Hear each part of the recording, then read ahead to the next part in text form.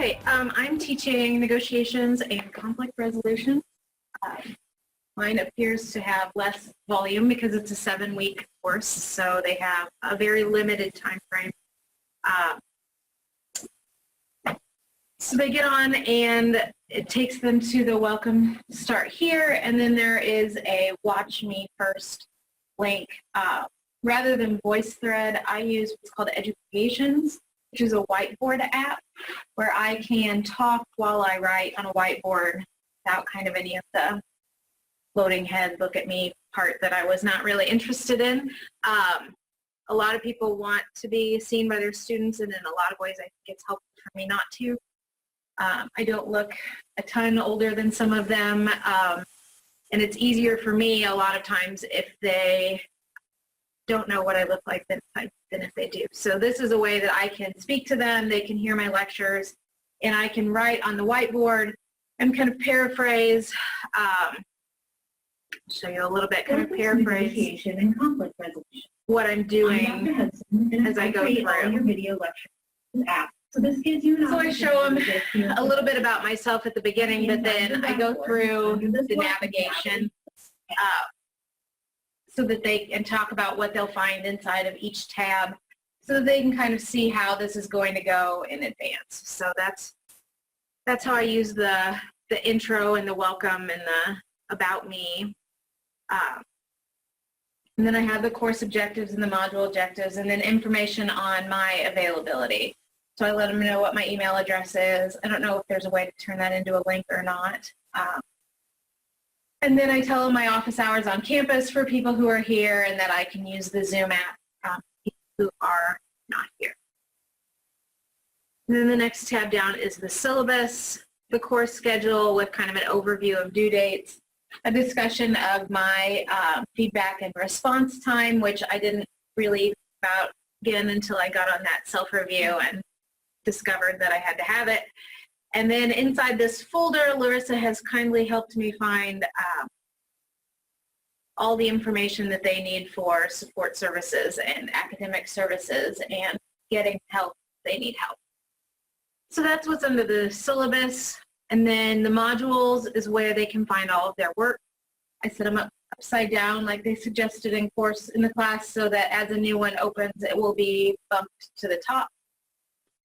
Inside of each module, there is a blueprint that tells them what to do and in what order, and then reminds them about things that have due dates, what those due dates are. Most of the modules, you start with a reading. There are some YouTube videos. There are video lectures that I've created. I tried to keep all of them under 10 minutes so that if you only have a little bit of time, you have time to sit down and do something. Because it's in 7 weeks, they need to be kind of present all the time. And then most of the modules have a class-wide discussion board, so everyone in the class will be involved in that. You will post, and then you have to respond to 2 of your classmates' posts. One of the things that I do with the discussion board is that I set it up so they cannot see the other students' responses until they've created their own. Only because I know when I read other people's responses, I think, oh yeah, and then suddenly what I write looks just like what they wrote. So I want them to all think about their own experiences before they read about their classmates. There are quizzes, kind of reading quizzes for some of the modules. And then at the bottom, Larissa has kindly helped me by putting my objectives on each one, which I had failed to do. We don't have an introduction of the students until the 2nd module.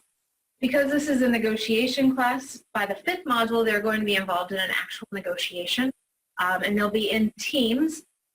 And I don't want them to base choosing teammates on what someone looks like or what kind of dog they have or where they like to travel. And instead, I wanted to wait to the 2nd module where they take a series of kind of business-related online personality tests, Myers-Briggs, the Jungian ones, and kind of come back.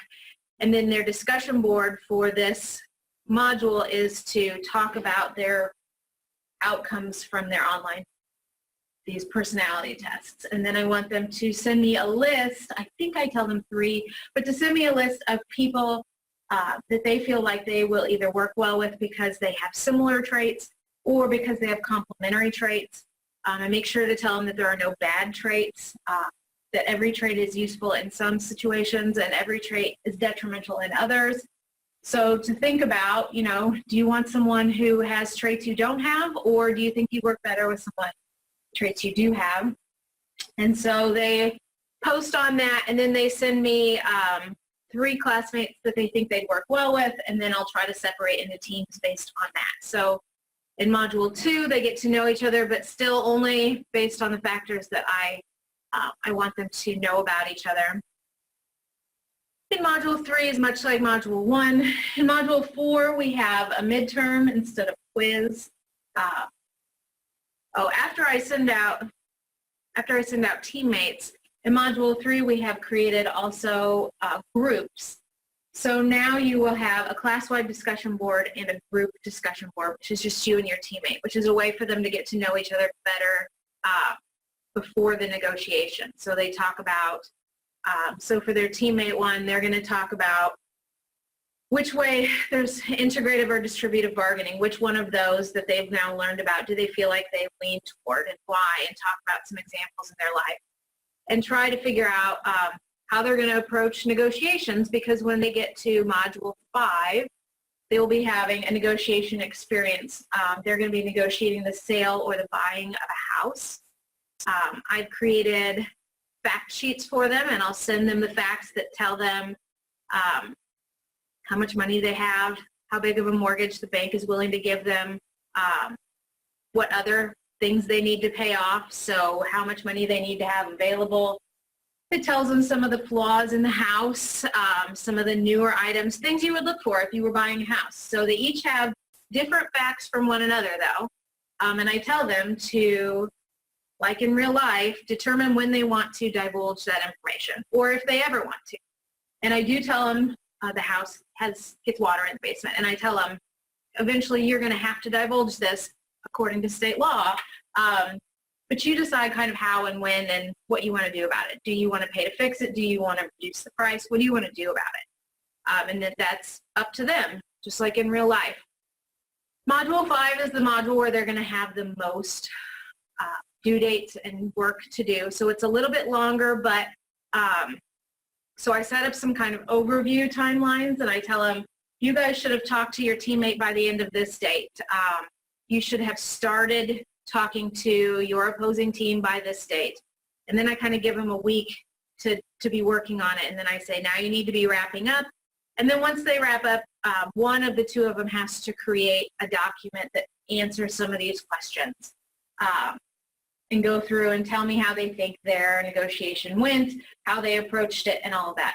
In the meantime, I plan to be reviewing all of their discussion boards, the team discussion board as well as the full negotiation board, to try to be watching and make sure things are going according to plan. And then in Module 6, I'm going to let them into someone else's negotiation, and their job will be to review how that went. And then they're going to talk about, if you were a mediator who'd been hired by these people, how do you think you could have helped them negotiate better? Do you think as a neutral third party, you could have toned down some of their personality conflicts? Do you think you could have led them through the negotiation to a better outcome? And there's an assignment where they come back and they tell me how they think the other person's negotiation went, and then how they think they could have affected it as a mediator. So I think that's the majority of my course. My perception of online learning has changed quite a bit. The first thing I taught at USI, I taught at Wabash Valley before I came here, but the first thing I taught at USI was an online course. I had never taught an online course at Wabash. I had no experience. I had none of this kind of stuff. And so I created it, like you said, like I would if I were standing in front of a classroom. And that's not the right thing. And I don't think that I thought about the learner's point of view at all. Certainly not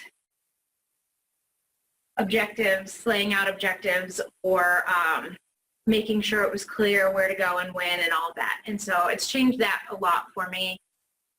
to think about, you know, if this is all you have, do you know how to go where you need to go?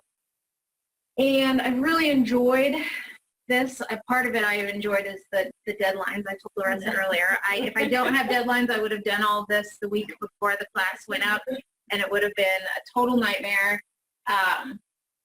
Or probably it wouldn't have been done. I would have gotten the syllabus done right before it went up and the first module, and then I would have tried to stay 2 weeks ahead in creating modules, which only works until something happens in your life, and now you're not caught up anymore. So it's been really useful for me, both to learn about technologies like the Zoom, which I had never used, and to think about it from a different perspective, and to kind of force my hand to get things done. That's my course. Wow, excellent.